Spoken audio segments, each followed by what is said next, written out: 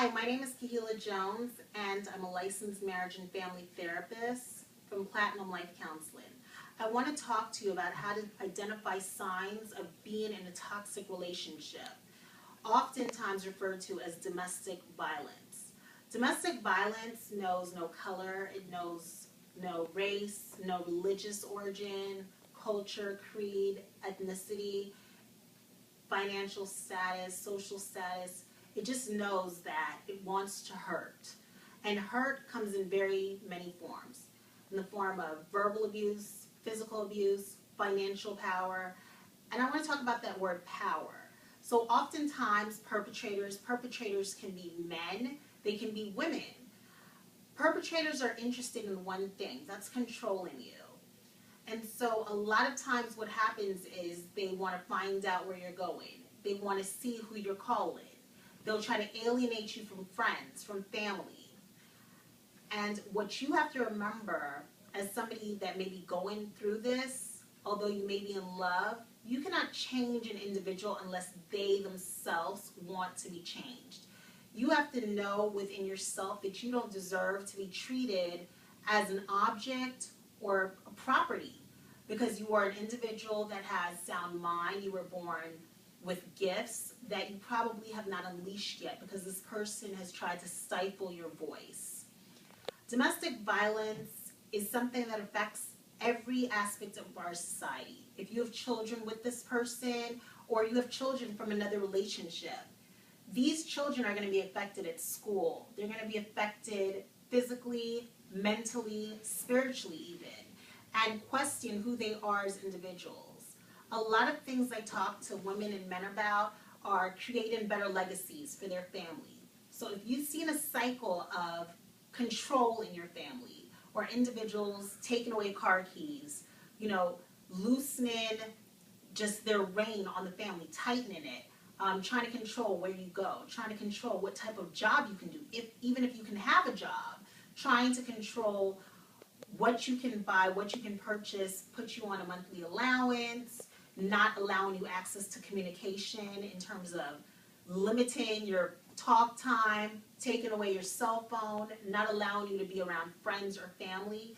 These are all forms of alienating you from who you are, who you aspire to be. I want you to look deep within and ask yourself, is this the best that life has to offer? Because if you answer no, then there are things that you can do to get out of this situation.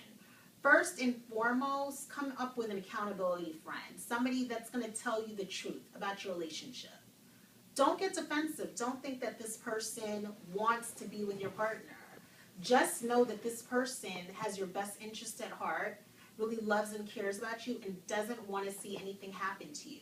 So many times, family members, friends will say if they had only known, if they had just reached out a little bit more, if they had pushed through that victim, not telling them to stay away from them, don't come around me because of what the perpetrator told them to do, things may have been different. Maybe they wouldn't have been standing at that funeral. Maybe they wouldn't have been at that hospital room seeing a victim, a man, a woman, a teenager affected in a bed. We look at Chris Brown and Rihanna's situation, and that whole thing was so sad because we have a young girl who adores this man that turns around and physically hurts her. Love does not hurt.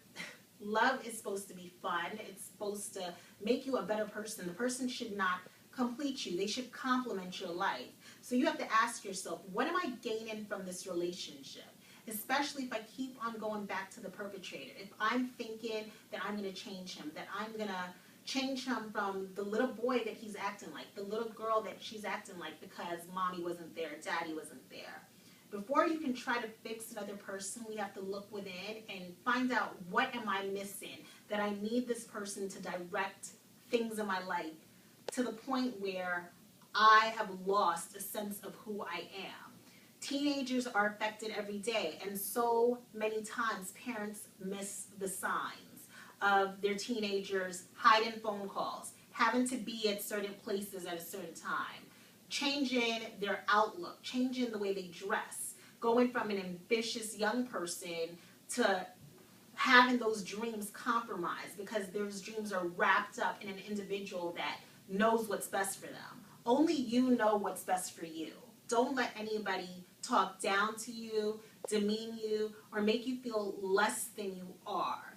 You can create a better legacy for your child, for yourself, and for your future. You can rise again. Go to the police. Go to your neighbors. Go to your friends and family. Seek out help. If one person doesn't listen, if one person seems to take the side of the perpetrator, go to somebody else until you feel like you can be heard. There's so many organizations out there. Go on the web. Do your research. Seek out help from your pastor. Seek out help from a therapist, a friend, somebody that you trust. It could be a coworker. You could be one phone call away from life or death. So with everything, I really want every single person that I come across to create a better legacy, to have a better outlook, to stop negative patterns you may have seen growing up as a kid, to not have somebody come into your life and victimize you every single day. You have the ability to create your best life. You owe it to yourself. You only get one life to live. So, as always, create a better legacy and have a platinum life.